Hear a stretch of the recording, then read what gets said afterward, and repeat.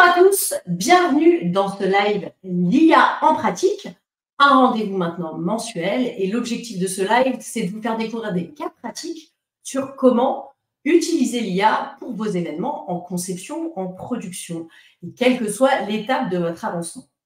Et l'objectif de ces lives, c'est aussi de répondre à toutes vos questions, donc n'hésitez pas, le chat est à disposition, je vais être accompagnée d'autres experts de l'événementiel et vous pourrez poser toutes vos questions. C'est le moment, j'ai vu que le chat a commencé à bien s'avancer et il y a pas mal de commentaires, donc n'hésitez pas. Petite chose sur laquelle je voudrais revenir, on me pose souvent la question et on mélange masterclass et formation. Alors c'est quoi la différence? En fait, ce qu'on est en train de faire là tout de suite, c'est une masterclass. Et la grosse différence avec une formation, c'est ce que vous faites vous, c'est votre positionnement. En fait, dans une masterclass, je vais vous partager du contenu que j'espère à valeur ajoutée, mais vous êtes spectateur. Vous allez regarder. Dans une formation, notre objectif, moi et Benoît et Arnaud qui formons à la Community Academy, c'est que vous êtes acteur. Acteur de votre apprentissage et acteur dans le sens où tout ce qu'on va vous montrer en masterclass, notre objectif, c'est que vous soyez capable de le faire. Donc, c'est ça la grosse différence. Là, on fait une masterclass. Vous êtes spectateur. Et si vous voulez passer à l'action et devenir acteur et être capable d'utiliser les IA pour vos projets et pour vos événements, bah, du coup, c'est plutôt une formation qu'il vous faut. Ceci étant dit, on va rentrer dans le vif du sujet pour aujourd'hui. Et donc, on va parler d'IA. Et en général, le discours classique autour de l'IA, c'est que l'IA a bien évidemment un impact pour vous aider à augmenter votre productivité et votre créativité. Ça, il n'y a pas de souci, c'est vrai. C'est un vrai plus pour vous dans votre quotidien. Maintenant, ce qui est intéressant de se poser comme question, et c'est le sujet du live d'aujourd'hui, c'est quel va être l'impact de l'IA sur mes événements? Quel va être l'impact de l'IA pour mes participants et mes invités? Et bien, la clé de cette réflexion-là, c'est qu'en fait, l'IA nous fait gagner du temps, nous permet de nous concentrer un petit peu plus sur notre stratégie, de se remettre en question par rapport à ce qu'on est capable de proposer et de concevoir pour nos participants. Et donc, le maître mot grâce à l'IA pour nos événements, c'est l'ultra-personnalisation. Donc, aujourd'hui, ce que je vous propose, c'est de se poser la question, de se dire, et de vous montrer surtout, comment l'IA va m'aider à ultra-personnaliser le parcours de mes participants en pré-event, en event et en post-event. Et donc, pour voir ça, on va tout de suite commencer avec notre premier sujet. Et donc, je vais demander à Benoît de me rejoindre, puisqu'on va commencer tout de suite avec notre démo du jour.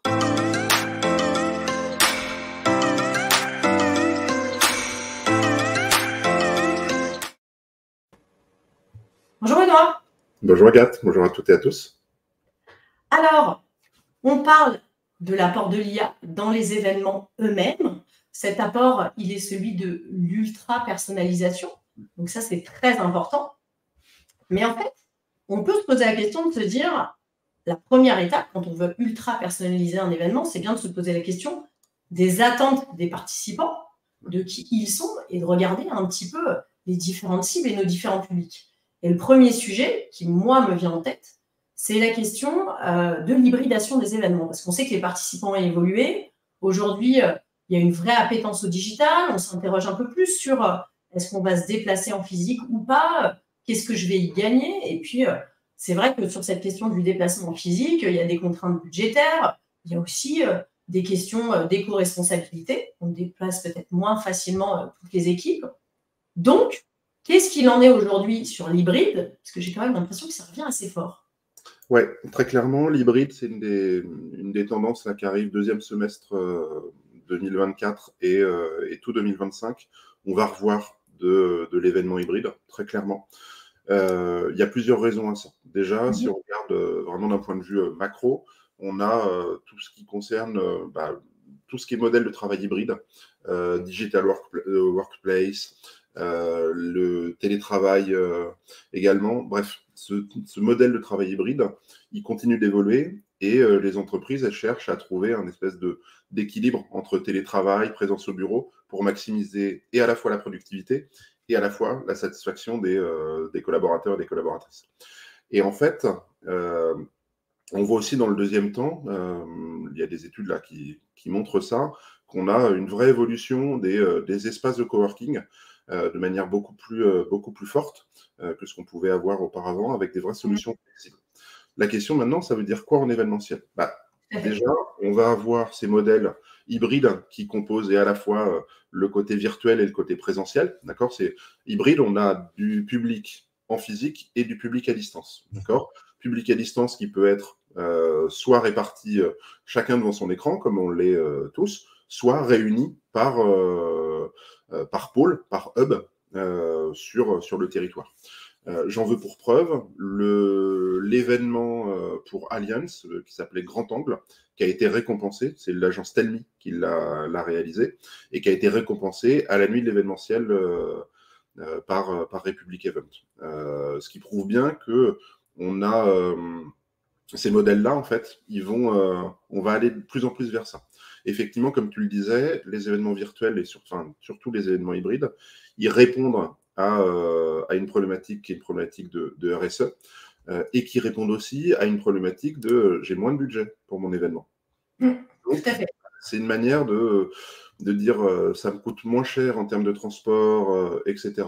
Et aujourd'hui, avec les technos qu'on a, notamment l'IA, nous permet de travailler sur des événements hybrides qui sont moins chers à produire. Donc, et très clairement, l'IA est une réponse pour ces éléments-là. Et en fait, l'hybride, comme tu le disais au début, c'est vraiment une question d'ultra-personnalisation des parcours.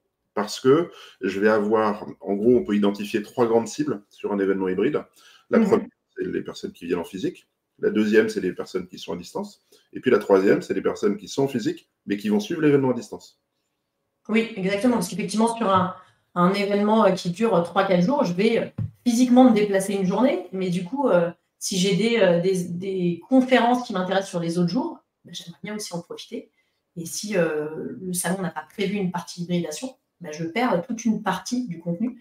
Et c'est bien dommage. En fait, on a bien moins de temps à disposition que ce qu'on avait auparavant. Donc, il faut être capable de réfléchir les parcours qu'on va être capable de proposer aux participants sur ce côté très...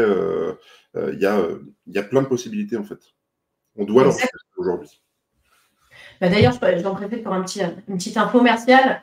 Avec Benoît, on avait lancé une formation aux événements virtuels et hybrides à la sortie du Covid.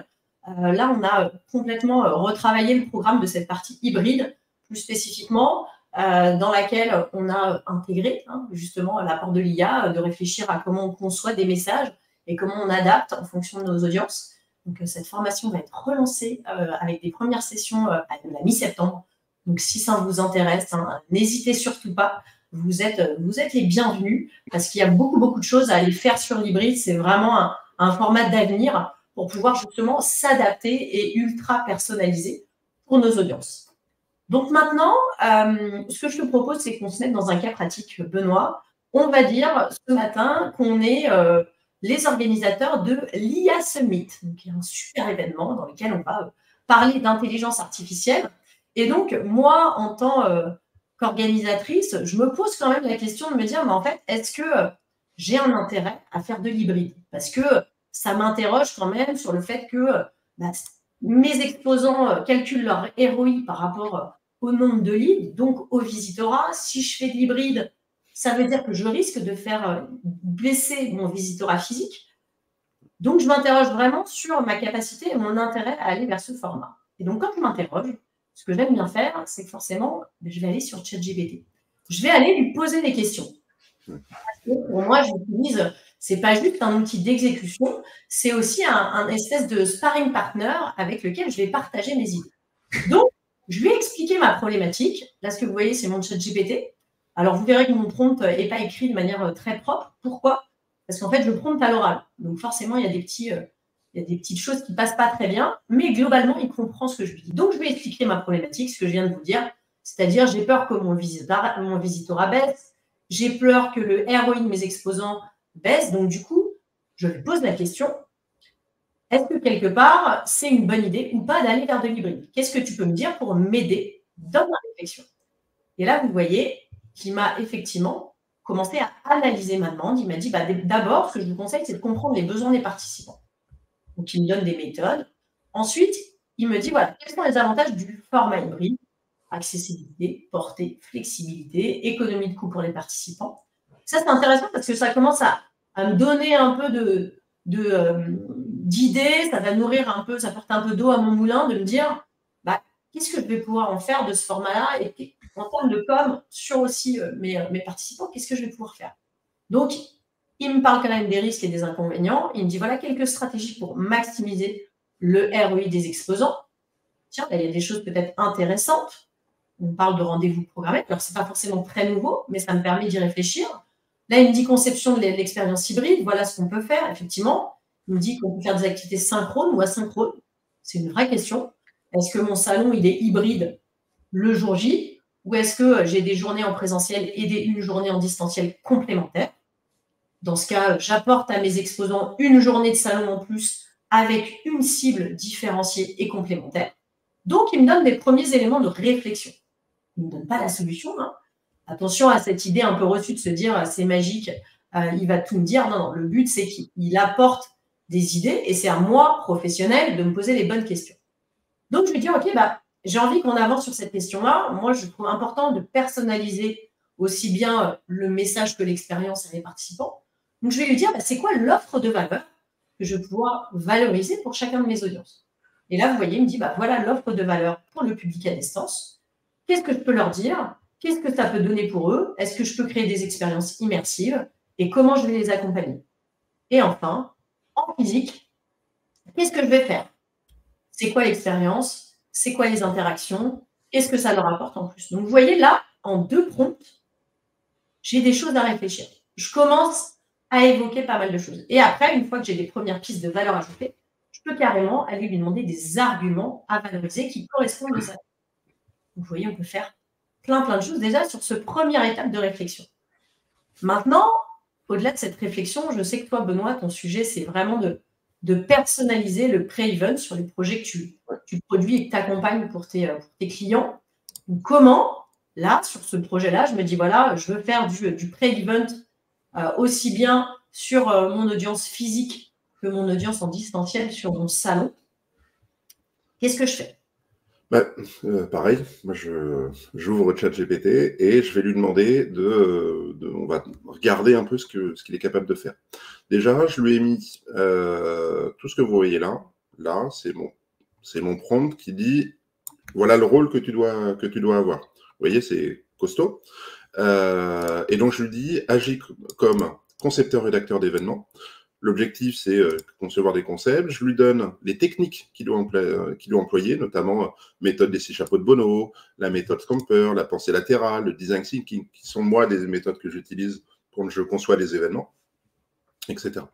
Alors ça, la bonne nouvelle, c'est qu'on va vous donner, pour tous ceux qui sont présents sur le live, on vous donne accès à 10 super personas, comme ça, pour justement aller chercher les éléments qui vont bien et avoir des réponses qui sont vraiment activables, d'accord? Parce qu'on a mis de la technique, parce qu'on a mis des éléments de contenu. Et ensuite, mon prompt, il n'est pas plus compliqué que ça. J'aimerais que tu conçoives une approche événementielle pour 3 cibles distinctes sur le pré-événement afin de les engager. J'ai une cible physique, une cible qui sera à distance et une cible qui sera présente sur l'événement, mais qui regardera l'événement sur le stream. Donc, on va regarder ce que ça donne. Bon, déjà, il a bien compris les différentes cibles. Et après, ce qui est intéressant, c'est qu'il vient me mettre, sans que je lui ai demandé, forcément, une thématique. Pourquoi est-ce qu'il vient me mettre une thématique? Parce que dans les éléments que je lui ai mis, notamment sur les techniques de travail, rédaction persuasive, storytelling, etc., c'est des éléments qui sont intrinsèques à son apprentissage. D'accord? Donc, c'est pour ça qu'il me met une thématique. Le concept, je ne suis pas convaincu, clairement. Par contre, les idées de pré-engagement, teaser visuel, kit de bienvenue, etc., bon, on peut en discuter parce qu'on est d'un point de vue budget, d'un point de vue impact, etc. Je ne suis pas forcément hyper convaincu. Par contre, challenge et concours, ça, c'est intéressant. Là, en vrai, ce que j'aurais dû faire, c'est de dire pour chaque élément maintenant pour la partie participants sur place en termes d'éléments de communication. Ce que j'ai envie, c'est que tu m'en sortes non pas 3, mais je veux que tu m'en sortes 20, d'accord? Pour avoir un peu plus de base et de travail.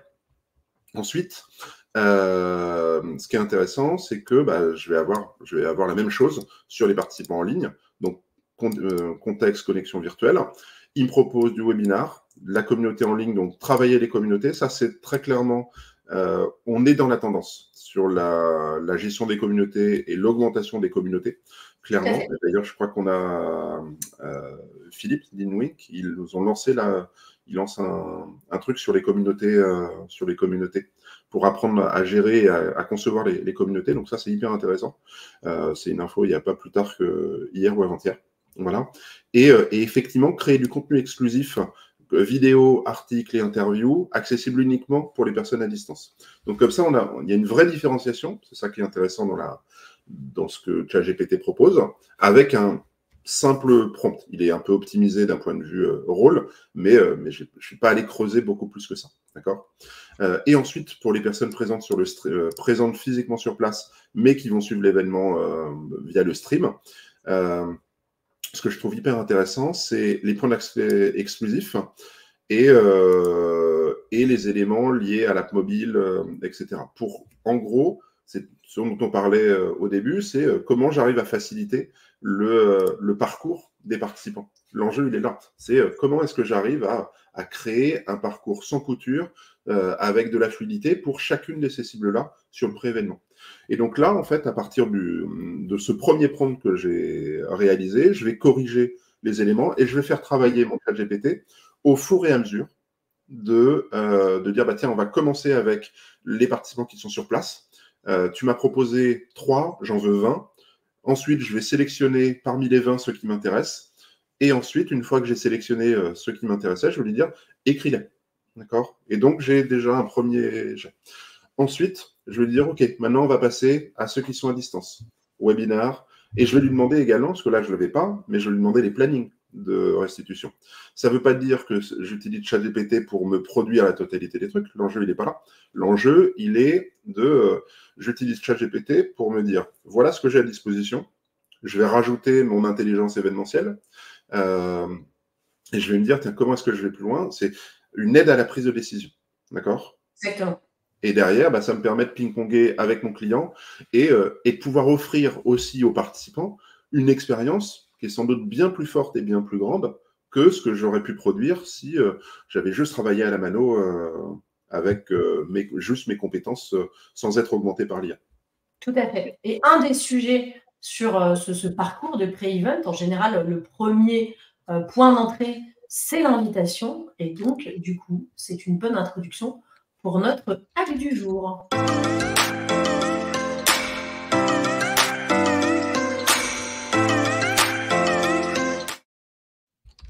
De manière logique, forcément, vous ne parlez pas de la même manière à un client qu'à un prospect.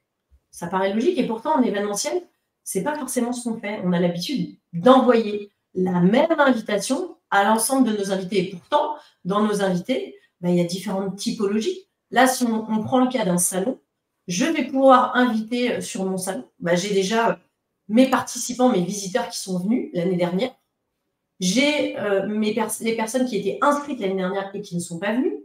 J'ai les nouvelles personnes que j'ai envie d'inviter et je vais avoir des partenaires, je vais avoir des institutionnels. Donc, en fait, vous avez un panel assez large de typologies de cibles, de personas que vous allez inviter sur votre événement. Et à partir du moment où vous voulez lutter contre le no-show, parce que c'est quand même ça le principal, forcément, plus votre invitation va être personnalisée, plus elle va toucher votre cible quelque part un peu au cœur.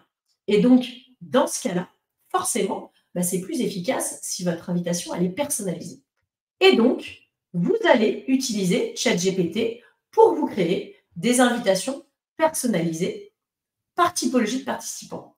Et donc là, ce que vous voyez à l'écran, c'est un prompt qu'on va vous partager dans le chat, que vous allez pouvoir utiliser. On a créé un template de prompt et qu'on va pouvoir personnaliser. Donc, tout ce qui est entre crochets, vous le personnalisez. Et donc, vous voyez qu'on donne à ChatGPT, bien évidemment, un rôle, une tâche, et ensuite, on lui donne tous les éléments de mon événement. Mon événement, date, lieu, présentation de l'événement, typologie d'invités ou de visiteurs. Je lui décris l'événement et la promesse. Je lui donne l'objectif de l'invitation. En général, c'est donner envie de s'inscrire. Et là, je vais rentrer dans une question qui est plus spécifique, qui est dire le destinataire de l'invitation. Quel est le public et les raisons pour lesquelles je vais arriver à les faire venir. C'est quoi mes arguments? C'est quoi mon faire venir? Et donc, je vais vous partager tout de suite l'essai qu'on a fait avec ce prompt-là. Donc, je reprends un cas pratique qui est celui de mon salon qui s'appelle l'IA Summit. Je lui dis que l'IA Summit, c'est le salon international dédié à l'intelligence artificielle qui réunit les professionnels et les entreprises les plus innovantes. Et donc, ce qui m'intéresse, c'est ici. Je vais lui dire destinataire de l'invitation. Je vais commencer par me poser la question de me dire, mais les visiteurs inscrits l'année dernière, mais qui ne sont pas venus. C'est important qu'ils ne fassent pas un no-show. Ils étaient déjà convaincus, ils étaient déjà inscrits. Mais en fait, le but, c'est que là, cette fois-ci, ils fassent vraiment le déplacement.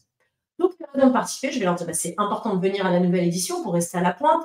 Il y a du contenu inédit, il y a un nouvel espace sur l'IA vidéo et il y a des nouveaux exposants à découvrir. Donc, je donne ces informations à ChatGPT, je lui ai lancé le prompt et donc, il m'a généré une première version d'invitation. Peut-être que cette invitation n'est pas exactement ce que je voudrais, mais déjà, j'ai une base de travail. Donc, le share, moi, c'est pas dans le marketing, c'est pas forcément comme ça qu'on l'étudierait. Mais c'est pas grave, je vais ajuster. Nous avons le plaisir de vous inviter à la deuxième édition de l'IA Summit. L'IA Summit est un rendez-vous incontournable pour les professionnels et les entreprises. Pendant 2 jours, vous aurez l'opportunité de participer à des expériences de haut niveau et des meet-ups stimulants, propices à l'émergence de nouvelles idées, de relations commerciales fructueuses pour façonner l'avenir. On leur propose le programme. Donc, nous avons pris en compte votre inscription à l'édition 2023, même si vous n'avez pas pu y assister. Donc là, c'est personnalisé. Cette année, nous avons renforcé notre programme pour vous offrir une expérience encore plus enrichissante. Déjà l'année dernière, ils étaient motivés, mais là, c'est encore mieux.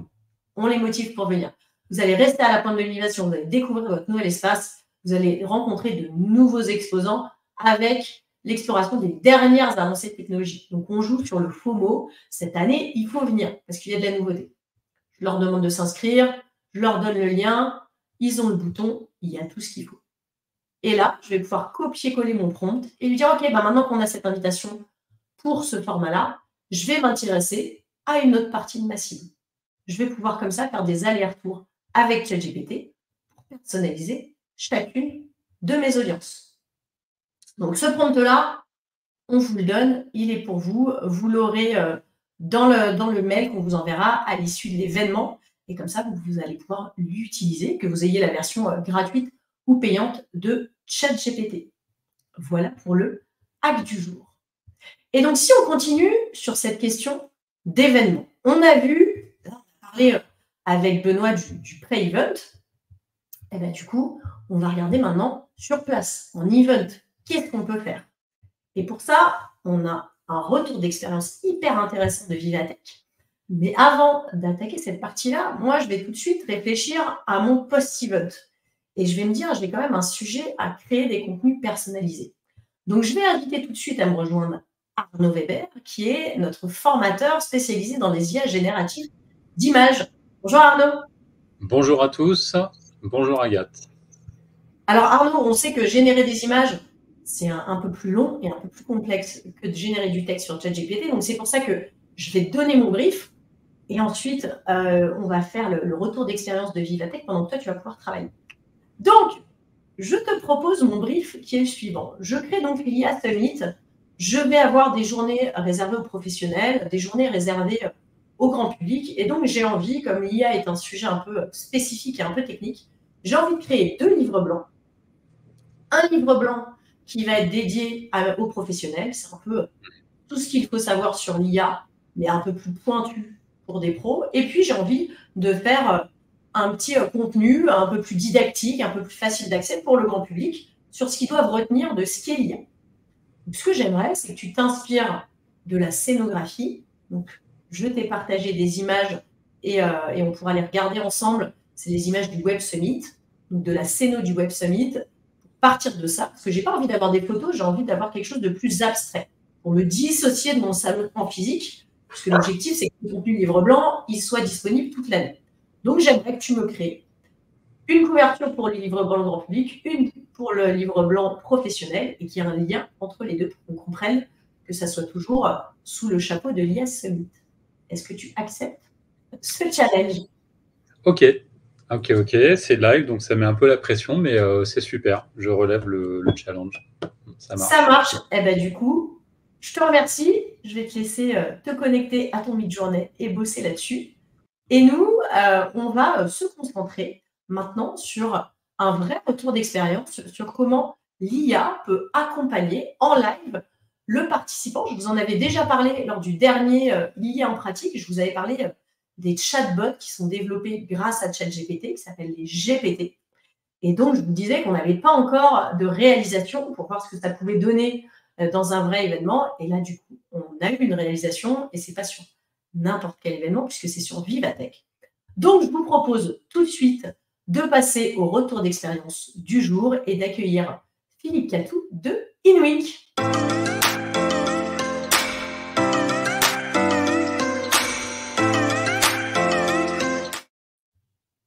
Bonjour Philippe.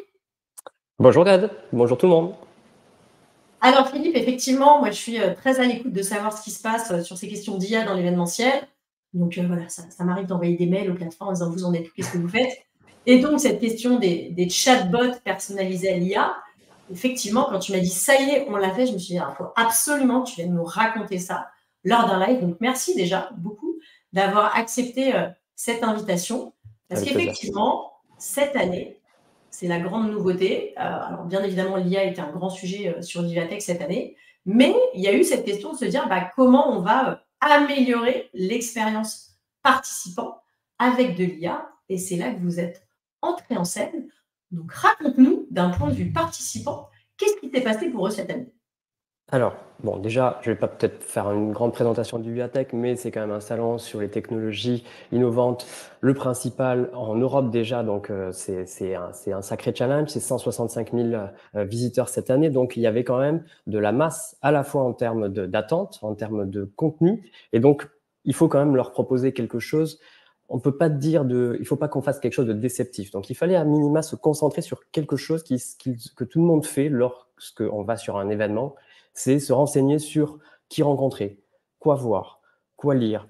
Bref, il faut essayer de simplifier cette partie-là et c'est justement sur ça qu'on s'est attaché à faire, c'est-à-dire faire un gain de temps et faire un véritable accompagnateur du visiteur sur un salon qui est aussi énorme que celui de Vivatech. Et donc là, on s'est dit comment? On allait forcément soit améliorer les outils de recherche qui sont proposés dans l'application officielle, parce que bien sûr, tout ceci se passe dans l'application officielle de Vivatech. Et on aurait pu tout simplement améliorer les différents onglets. Mais en fait, ce qu'on a proposé, c'est carrément un bouton sur la page d'accueil avec les équipes de Vivatech. Le brief était simple, c'était en fait de proposer la possibilité de chatter, comme tu l'as dit, vraiment d'essayer de discuter, mais naturellement, avec un bot, pas simplement un bot avec des conditions sur lesquelles il faut cocher. Non, non, vraiment avoir une véritable discussion avec. Et l'idée, c'était vraiment que ça soit le plus fluide possible. On va peut-être regarder, tu nous racontes ça? Ben, carrément. Alors, qu'est-ce qui se passait dans ce bot? Là, en l'occurrence, bon, là, ce qu'on voit sur la petite vidéo, c'est un bot dans lequel on lui a demandé simplement de rentrer en contact avec soit des exposants, soit des sujets. Là, on voit quand même qu'il y a quelque chose qu'on peut-être on pourra reparler un petit peu plus tard, mais sur la partie optimisation. C'est-à-dire qu'on lui a posé des questions, quel type d'exposant je pourrais rencontrer en matière d'event tech. Là, on voit que la réponse, elle est longue. Ce que ça nous a appris quand même, cette expérience quand même, c'est qu'il faut quand même raccourcir les propositions. On est sur un device qui est le mobile. On n'a pas la place, celle d'un desktop, donc il faut être très concis. Donc là, ce qui se passe, c'est qu'après avoir posé une question, il y a une première base de réponse qui est une synthétisation de toutes les données qui ont été vues, analysées par notre bot.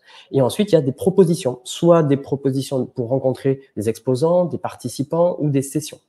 Donc, c'était vraiment le principal, on va dire, besoin. Après, il y en a eu un autre qui en est aussi découlé. C'est-à-dire qu'on s'est quand même basé aussi sur tous les 4 années précédentes de données que Vivatech, parce qu'il se trouve que c'est donc la 5e année pour qui on travaille avec Vivatech. Et on se rend compte quand même que les données sont renseignées une semaine avant, malgré les relances du côté exposant, malgré les relances du côté des participants, le profil, il est soit, si je prends celui du visiteur, il est soit pas complet, soit biaisé, soit, bref, il nous manquait quand même des informations pour vraiment faire en sorte que les propositions soient les plus pertinentes possibles. Et là, ce qu'on a fait, c'est qu'on a vu ça sur la fin de la vidéo, on a proposé une petite aide à compléter ton profil. Là, qu'est-ce qui s'est passé? On invitait le participant à renseigner son nom, prénom, société et son LinkedIn. Notre bot est allé faire quoi? Il est allé simplement sur le LinkedIn, à regarder les différentes expériences et on a fait une synthèse.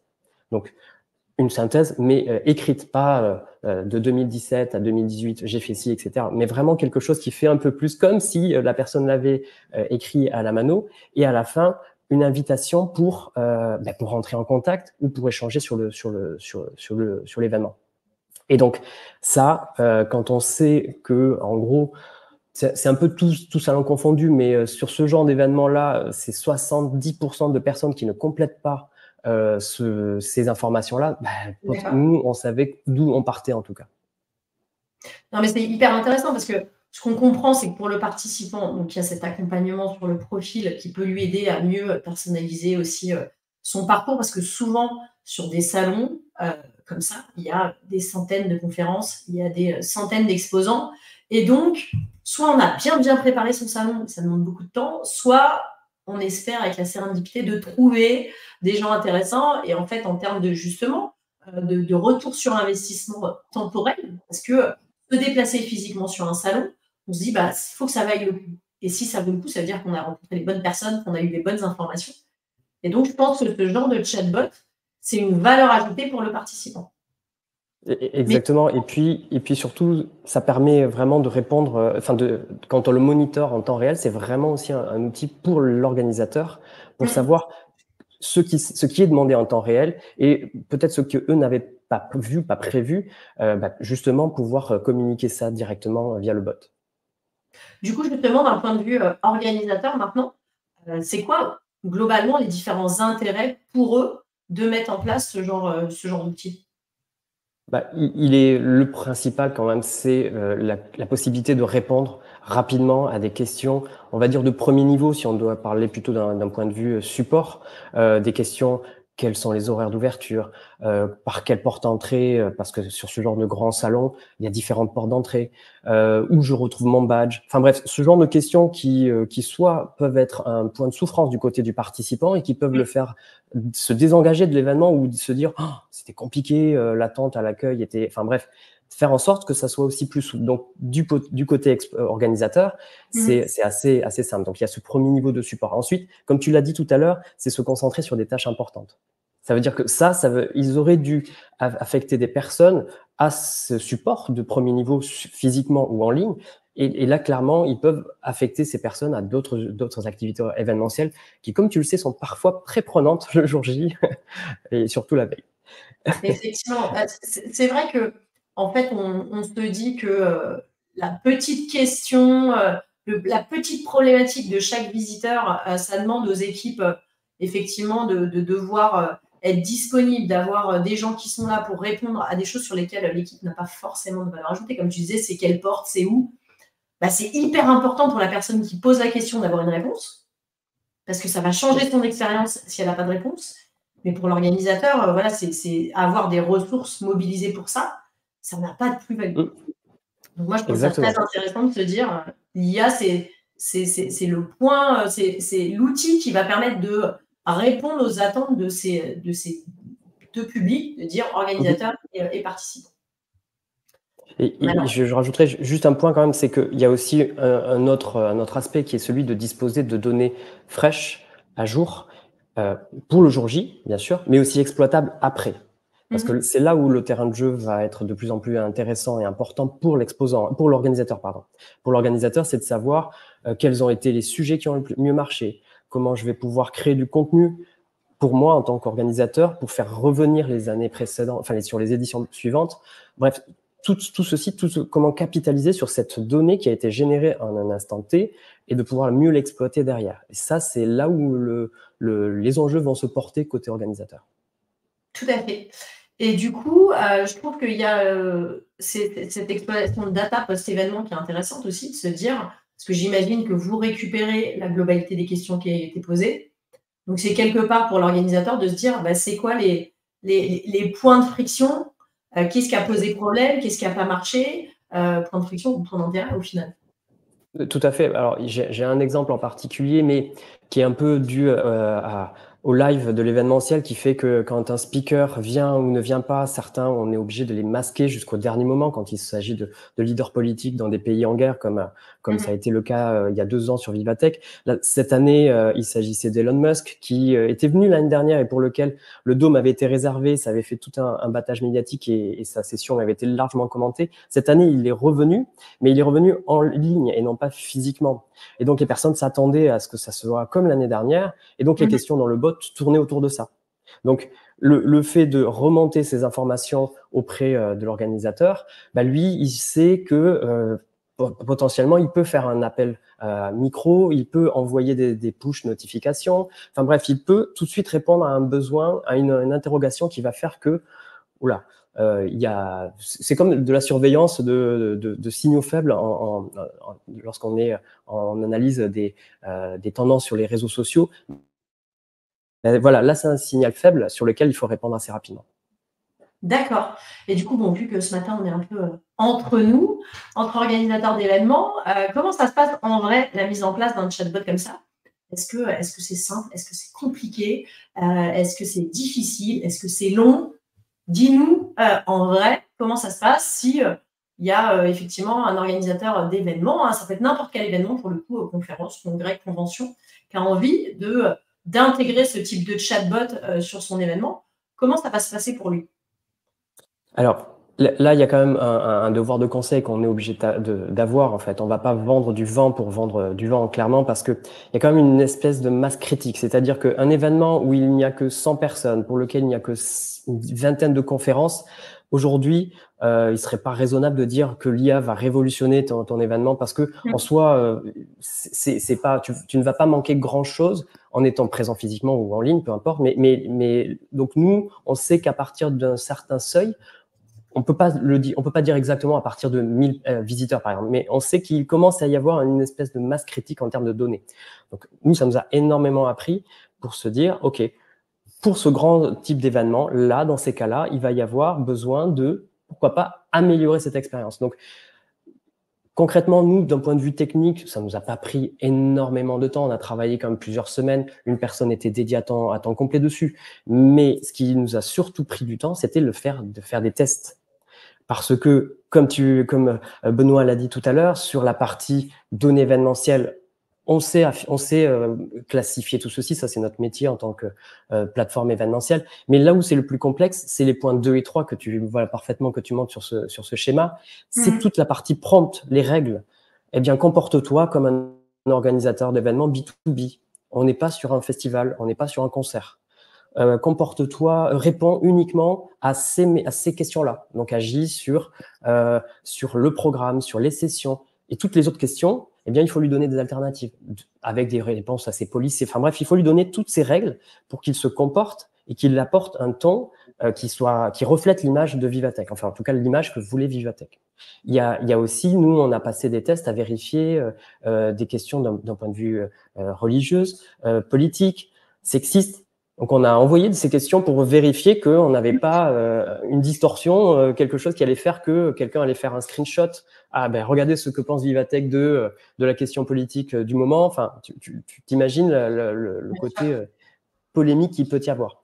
Et donc, quand on a beaucoup de données événementielles, quand on a défini des règles, eh bien, forcément, il faut qu'il y ait une amélioration continue au niveau des règles, bien entendu, au niveau du rendu, comme je l'ai dit tout à l'heure, c'est-à-dire faire en sorte de réduire les réponses pour qu'elles soient mobile friendly. Il faut que les règles, elles soient évolutives, donc proposer 4 à 5 propositions de rendez-vous, d'exposants à rencontrer. Enfin, tu vois, ce genre de choses-là qui permettent ensuite de faire en sorte qu'il y ait une forme de boucle intelligente, donc du learning tout au long de ça. Et donc, à la fin, on restitue derrière tout cela sous le device et la forme la plus sympathique possible pour tout le monde actuellement, c'est le chatbot, avant qu'on ait inventé un autre support. Tout à fait. Est-ce que toi, tu vois aujourd'hui, ça c'était vraiment une première vraie avancée dans notre métier, et donc aujourd'hui, cet outil, vous l'avez développé, donc bien évidemment, qui peut être reproduit pour d'autres projets, d'autres événements. Je vois que dans le chat, on me demande où est-ce que ça en est des autres plateformes sur effectivement l'intégration de ces GPT. Tout le monde n'y est pas. Certains sont plus avancés que d'autres. Mais ce que je peux vous proposer, c'est que d'ici la rentrée, je vous ferai un article justement sur l'état d'avancement je vous ferai un petit récap sur les différentes plateformes, sur qui en est où. Comme ça, vous pourrez avoir un petit peu plus de visibilité sur ce que vous pouvez proposer. Parce que je sais qu'à chaque fois que je monte ces GPT, les agences dans lesquelles je vais régulièrement pour les former disent « c'est incroyable ce qu'on va pouvoir faire, c'est une vraie aide pour nous en termes d'accompagnement participant, c'est du temps de gagner, moi mes équipes elles vont pouvoir faire autre chose ». Donc je sais qu'il y a un vrai sujet à faire sortir ça pour tous les événements. Donc je vais continuer à avancer avec les plateformes pour voir quand est-ce que tout ça va sortir, et je vous tiendrai au courant, il n'y a pas de souci. Comment toi tu vois justement évoluer un petit peu là, on est sur une première, c'est un peu un POC, un proof of concept, qui est plutôt assez successful. Mais du coup, comment tu vois faire évoluer ce genre d'outil? Alors, là, juste par rapport à ta question et ton constat, c'est que là, actuellement, tu as 3 grands types de moments sur lesquels tu peux intervenir. C'est avant l'événement, pendant l'événement et après. Aujourd'hui, tu as beaucoup d'acteurs qui se positionnent sur l'avant-événement. Donc, comme tu l'as dit, générer des textes côté exposants, générer des textes côté participants, comme on a pu le faire. Et puis, mais comme tu l'as aussi dit tout à l'heure, et d'ailleurs, la mission est en route. J'espère qu'il va produire une vidéo ou une image assez intéressante. Ça, c'est pour lui mettre la pression, je sais qu'il écoute. mais voilà, tout ce qui va être visuel, ça, c'est plus compliqué aujourd'hui. Il y a très peu d'acteurs qui le proposent sur le marché, avec parfois des rendus un peu... voilà. Donc, la deuxième partie, sur le moment de l'événement, là, c'est comment on l'a proposé, c'est sur la partie rencontre, session. Donc là, il commence à y avoir un pool d'acteurs plutôt internationaux qui se focalisent dessus. Là où le bas blesse, vraiment, c'est sur la troisième et dernière partie, c'est l'après.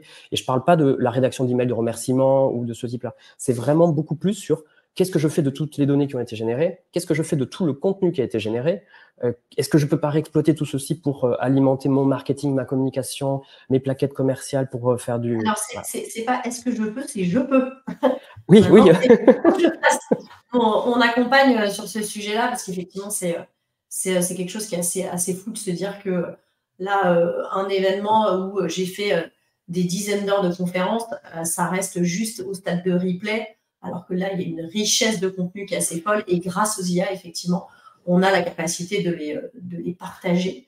Et c'est un des sujets qu'on traite effectivement en formation, parce que c'est incontournable maintenant de se dire toute cette valeur ajoutée, il faut la diffuser en marketing et en communication sur le post-event. Mais je suis d'accord avec toi que ce n'est pas encore tout à fait bien exploité.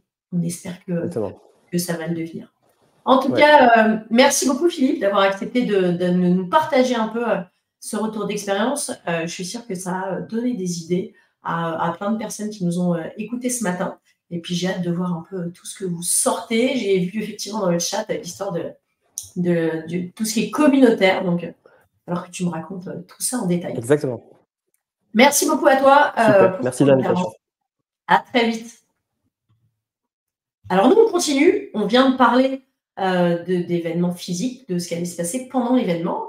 Et juste avant de recevoir Philippe, j'ai lancé un petit challenge à Arnaud. Et je lui ai dit, alors Arnaud, moi, je veux justement réfléchir mon post-event et je veux réaliser des livres blancs que je vais diffuser à ma cible. Alors Arnaud, comment ça va sur les livres blancs? Tu me montres à quoi ressemblent les couvertures de mes livres blancs. On va commencer par la fin. J'ai envie que tu me montres ta sélection et puis après, tu nous expliqueras comment tu as fait. D'accord. Alors, j'ai 2 propositions et demie à te proposer parce que je n'ai pas eu le temps de faire la troisième. C'était un peu la méga pression. D'abord, ouais. En même temps, je t'ai laissé quoi à 15 minutes, même pas. Ouais, c'est ça. Ok, j'avais créé une petite mise en page où je m'étais dit il faut que je trouve un titre et je le trouverai pendant que je fais les images. Alors d'abord, je t'ai trouvé un titre pour tes livres blancs, c'est Essential. Essence I-A-L. IA, voilà. Donc, comment je le mets en scène. Ça me paraissait important aussi de créer du concept, enfin une petite idée, on va dire. Je me suis inspiré donc des visuels que tu m'as donnés.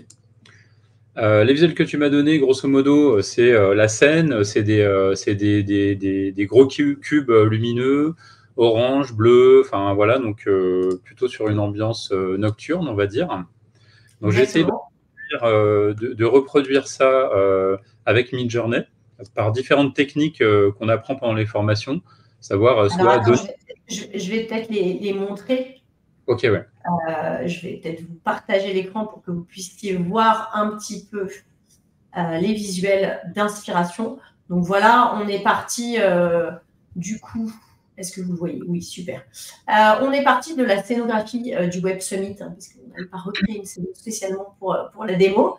Donc, on s'est inspiré de ces deux visuels-là en se disant, bah, en partant de cette scéno, qu'est-ce qu'on peut faire pour justement, derrière, arriver à développer ces couvertures? Donc, montre-nous à quoi ça ressemble. Ok, alors l'idée c'est de m'inspirer de ça, mais pas de copier forcément. Donc par différentes techniques dans Midjourney, je lui ai demandé de me décrire les images, j'ai fait de ce qu'on appelle du blend. Enfin, il y a plein de manières d'arriver au résultat. Et je vais vous partager deux propositions, donc et demie, parce que la troisième, j'ai pas eu le temps de la faire. Alors je partage mon écran entier. Voilà. Okay. Alors, j'ai mis ça sur un espèce de template vite fait de livre blanc. Donc, c'est parti pour la première. Hop. Voilà. Donc, je me suis inspiré du coup de ce que j'avais un petit peu vu sur ton modèle bleu.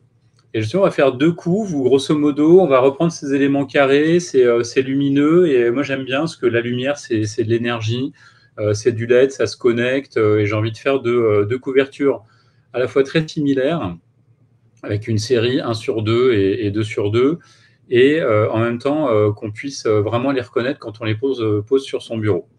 Voilà. Ça, c'est la première idée. Alors, ma question, c'est de dire, du coup, est-ce que Midjourney que tu utilises t'a sorti l'intégralité de la couverture avec le texte, avec tout ça, pour que ça soit un rendu complet? Alors, pas du tout. Là, c'est tous les visuels que j'ai générés très, très vite, hein, en fait, en faisant des séries à partir d'idées. Hein, donc, en créant du prompt, c'est-à-dire en faisant décrire des images ou avec un peu d'imagination, j'ai créé ces visuels. Et je me suis dit, OK, parfois c'est intéressant, parfois c'est pas intéressant. Et dans ce cas-là, je reprends un bout, je recadre pour aller au fur et à mesure jusqu'au mon idée. Alors, ce qu'on voit, c'est que voilà, il y a beaucoup d'essais, mais ça va très très vite. Hein. J'ai fait ça dans le temps imparti. Voilà, on voit la génération d'images. Celle-là, c'est 10h20 par exemple. Alors, donc ça, on voit la deuxième idée. Donc, petit à petit, j'agrémente mon prompt d'idées nouvelles. Voilà, on voit l'image de base là. Hein. Donc, on peut lui demander, par exemple, de décrire cette image. Et ça peut nous donner des idées de prompt. C'est ce que j'ai fait. Donc, je vais vous montrer par ici. Voilà. Là, si je fais un describe, il me propose 4 prompts. Et ensuite, il me les sort. Donc, je peux les modifier. Voilà. Donc, j'avais des images assez intéressantes que je trouvais assez cool. Certaines que j'ai sélectionnées, d'autres pas, que j'ai recadrées, que j'ai dézoomées. Donc, on peut vraiment faire... Là, par exemple, sur une des images, est-ce que tu peux nous montrer le prompt pour qu'on comprenne un peu de quoi est partie Midjourney pour travailler? Oui, tout à fait. Alors, on va reprendre une image que je vous ai montrée, enfin, ou en tout cas dans la même... Peut-être une des images que tu as utilisées au final. Oui, voilà. En fait, regardez, quand on est sur ce type d'image, hein, on est sur la même génération de prompt que celle-ci. Donc, c'est pas tout à fait pareil. Ça m'a généré 4 images différentes. J'aimais bien celle-là aussi, j'aurais pu la prendre. Donc là, le prompt que j'ai réalisé en anglais, mais on peut aussi le faire en français ou le faire traduire par GPT si on n'est pas à l'aise avec l'anglais. Donc là, c'est simplement des LED carrés sur une grille outside of an indoor concert venue. Donc c'est vraiment sur l'extérieur d'un concert indoor et c'est la nuit et c'est bleu et jaune. Voilà. Donc j'ai demandé après, ça je l'ai déjà un peu modifié ce prompt. J'avais demandé que les couleurs soient un petit peu contrastées et un peu plus flashy, vibrant colors. Donc ça m'a donné à chaque fois des séries de 4 images.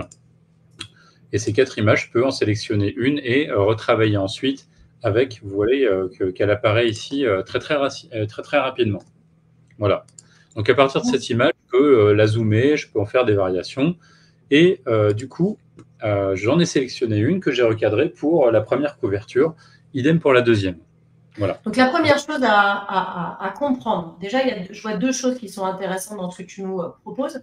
La première, c'est une limite que tout le monde n'a pas compris, forcément, c'est de se dire des IA génératives d'images génèrent des images. Et de la typographie, ce n'est pas une image. Donc forcément, aujourd'hui, les IA se sont un petit peu améliorées sur le fait qu'elles sont capables d'intégrer un petit peu de texte dans les images, mais une fois sur 2, c'est pas le bon texte. On ne peut pas choisir la typo, on ne peut pas apporter cette plus-value. Donc c'est vrai que là, ce qu'on voit à l'écran, c'est que tu es sur un outil. Alors attends, c'est quoi? C'est Photoshop, ouais. Tu es sur un outil Adobe, donc tu récupères l'image. Midjourney te permet de générer une image, et après tu repasses dans d'autres outils pour générer le texte, faire ta mise en page. Donc il faut sortir de cette vision de se dire, avec l'IA, j'appuie sur un bouton et tout est fait. Non. En fait, ça permet d'accélérer le process sur plein de choses, mais on est sur des IA génératives d'images. Donc derrière, effectivement, tout ce qui est textuel, tout ce qui est mise en page et autres, ça reste votre équipe créa qui doit le faire. Donc là, si on voit effectivement des couvertures qui sont bien mises en page avec du texte et que ça, c'est presque prêt à sortir, et ça a été créé en 15 minutes, c'est parce que bien évidemment, Arnaud maîtrise Midjourney pour faire l'image de fond, mais que c'est aussi un directeur de création et il sait utiliser toute la suite Adobe. Ça vient, en fait, l'IA d'image va venir compléter. Donc, pour les créatifs sur la conception de projet complet, mais aussi, et c'est ça que je trouve intéressant, c'est dans les formations qu'on fait avec Arnaud, on forme aussi beaucoup de chefs de projet en agence. On ne forme pas du tout que des créas. Et aujourd'hui, on a plus de chefs de projet qui se forment que de créas, parce qu'il y a ce côté intéressant de se dire, sur Midjourney, avec un prompt qui n'est pas très compliqué à générer une fois qu'on a compris la manière dont Midjourney travaille, qu'on connaît les commandes, c'est un peu technique. Et là, on a fait une autre session de formation hier, et il faut s'accrocher parce qu'on bosse, on produit, et on est vraiment acteur de cette formation. Enfin, chacun nous produit beaucoup d'images pendant la formation, mais derrière, c'est une vraie plus-value de se dire, j'ai un concept en tête, je peux générer une image, je peux illustrer ma présentation, ma recommandation. Donc, tout ça, c'est des choses hyper intéressantes. Mais vous gardez une suite d'outils à disposition. Donc, ça, c'est la première chose que je trouve intéressante. Et la deuxième, c'est cette capacité, comme on le voit sur Midjourney, c'est cette capacité à itérer beaucoup et d'aller chercher, fouiller les bonnes solutions.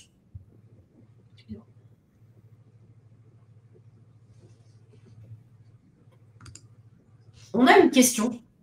Alors, oui. Arnaud. Oui. On a une question. Alors, si je mets mon écran, ça va Ah, ok, super. Voilà. La question, donc. Quid des crédits photos sur ces images?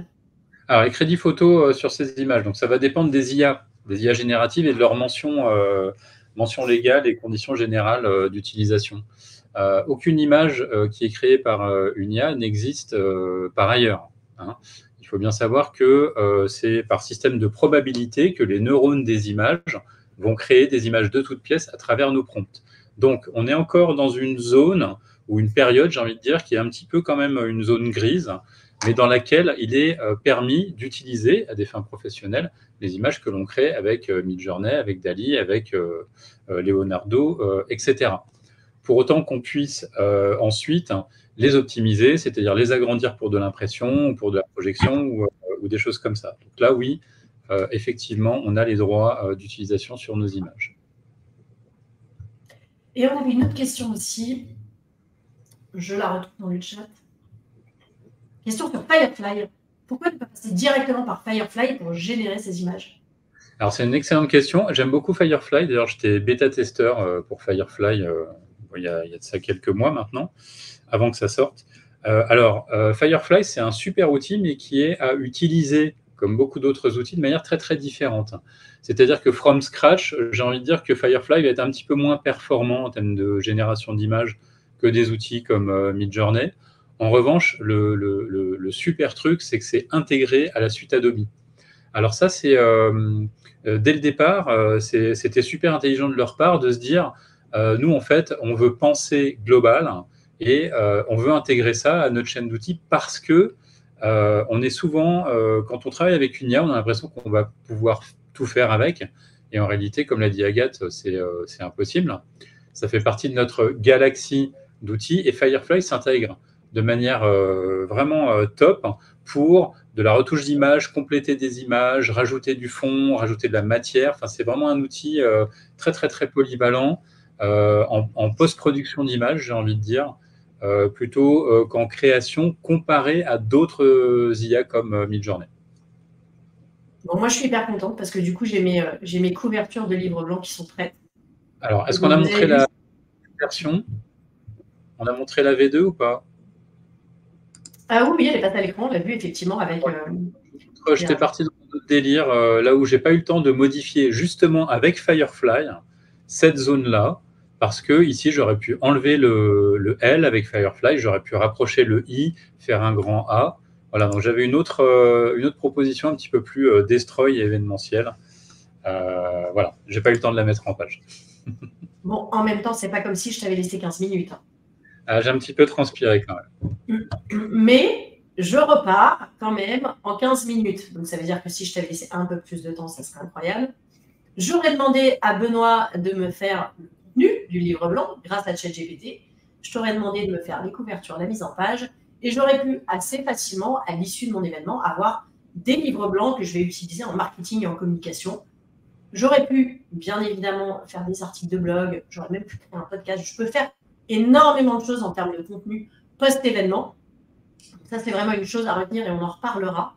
D'ailleurs, n'hésitez pas, si vous avez des sujets qui vous intéressent, des questions que vous vous posez, on va continuer à faire l'IA en pratique à la rentrée. Il y aura septembre, octobre, novembre, décembre et bien plus encore. Donc, si vous avez des sujets que vous voulez voir traités, c'est le moment de les mettre dans le chat. Comme ça, nous, on va travailler cet été avec Arnaud et Benoît sur les grands sujets qu'on va traiter à la rentrée. Et donc, plus ça vous intéresse, mieux c'est. Notre sujet, c'est de vous accompagner et de répondre à vos questions. Donc, n'hésitez pas, si vous avez des préoccupations ou des cas d'usage, en disant, tiens, comment je peux faire ça? C'est le moment de le mettre dans le chat. Merci beaucoup, en tout cas, Arnaud. Et je crois qu'on va continuer puisqu'il nous reste notre dernière étape du jour. Il me reste 2 minutes. Ça va être rapide, mais je vais y arriver. On va parler de l'actualité du jour.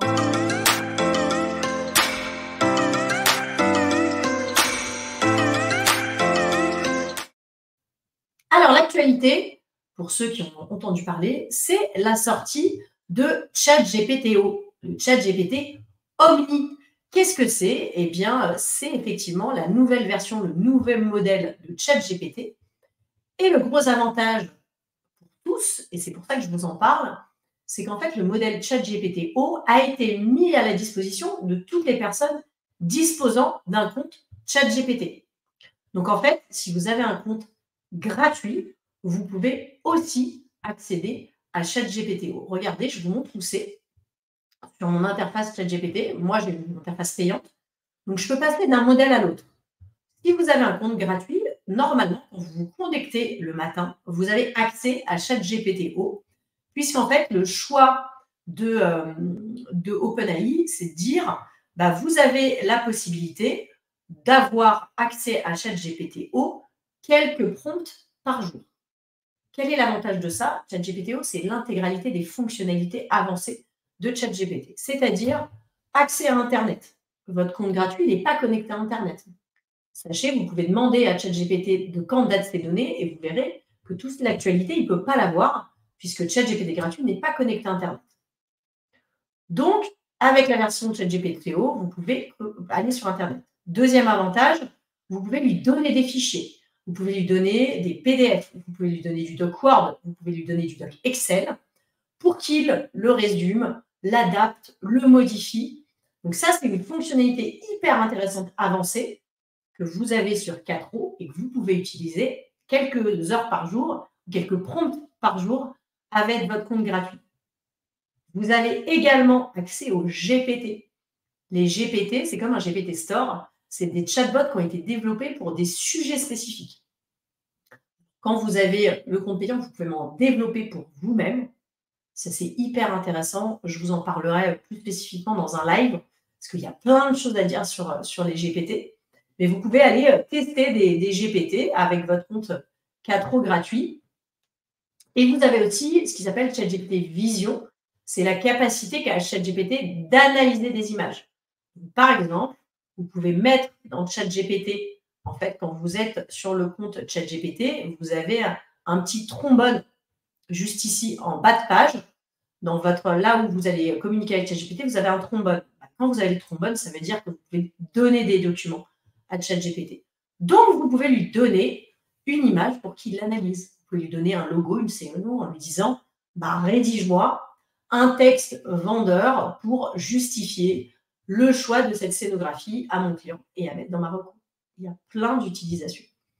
Donc ça, c'est hyper intéressant pour ceux qui ont des comptes gratuits de se dire « je découvre ChatGPT 4O ». Pour ceux qui ont des comptes payants, vous avez tous ces éléments à disposition. Et j'ai vu passer dans le chat des questions sur les abonnements et surtout sur la question de la sécurité des données. Donc ça, c'est un élément très spécifique et on pourra en parler plus en longueur. Mais ce que vous voyez, ce que je vous ai mis là, c'est que si vous avez un compte gratuit ou un compte payant individuel, dites-vous que ChatGPT a accès à vos données et ils vont l'utiliser pour entraîner le modèle. Si vous avez un compte team ou un compte entreprise, ça, c'est des comptes professionnels. Et donc, dans ce cas-là, c'est ce que vous voyez sur l'écran. En fait, là, OpenAI s'engage à ne pas utiliser vos données. Donc, vous avez plus de sécurité avec des comptes team et des comptes entreprises.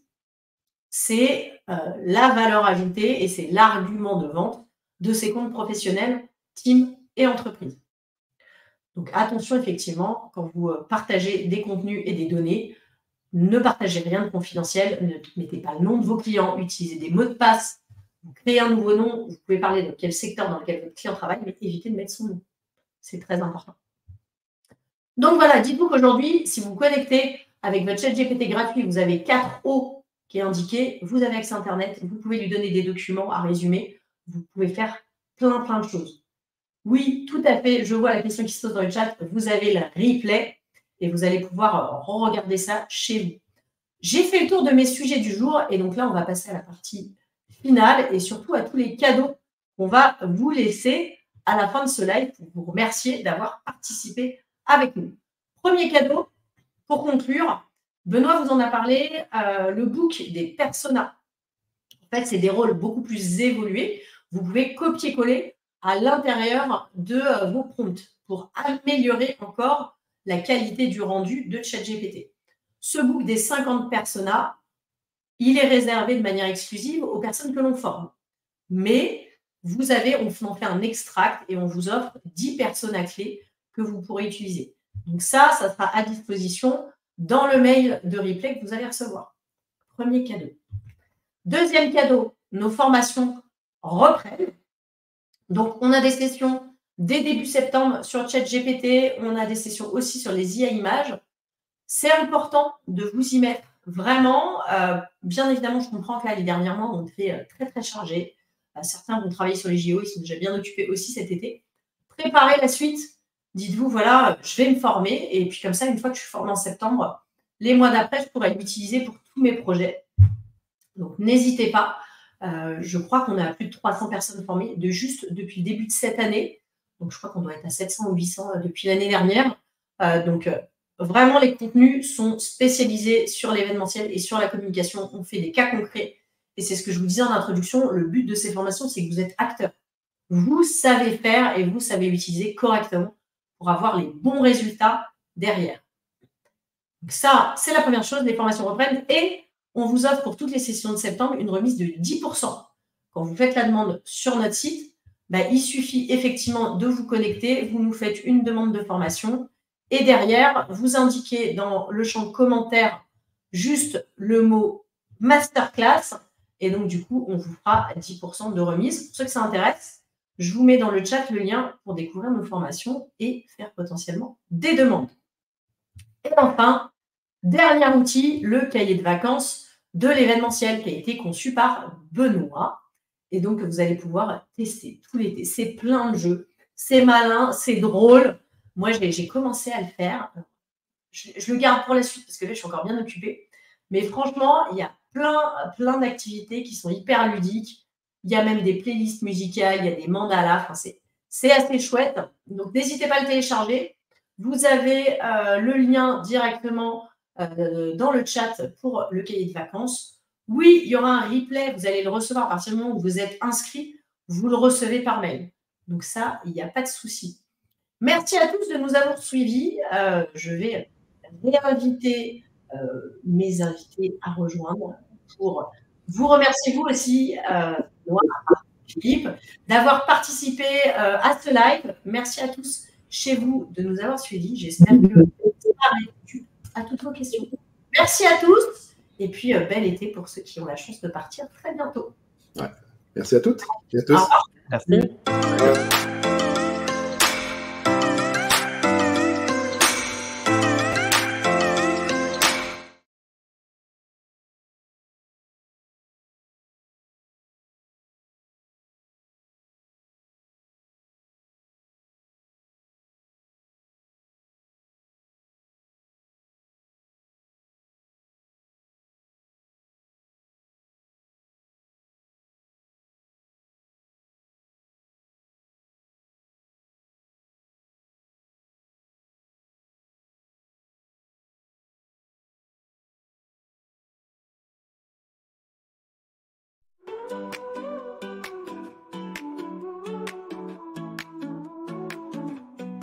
Sous le soleil estival, les pros de l'événementiel travaillent sans fin, les jeux à l'horizon.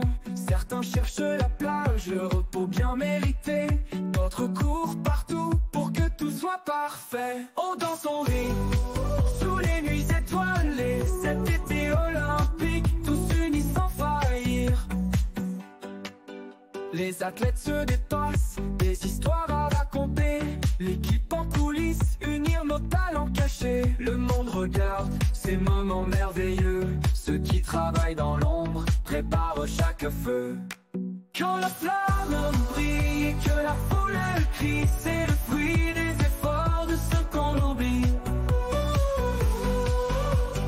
Certains cherchent la plage, le repos bien mérité. D'autres courent partout pour que tout soit parfait. On danse, on rit, sous les nuits étoilées. Cet été olympique, tous unis sans faillir. Les athlètes se dépassent, des histoires à raconter. L'équipe en coulisses, unir nos talents cachés. Le monde regarde ces moments merveilleux. Ceux qui travaillent dans l'ombre préparent chaque feu. Quand la flamme brille et que la foule crie, c'est le fruit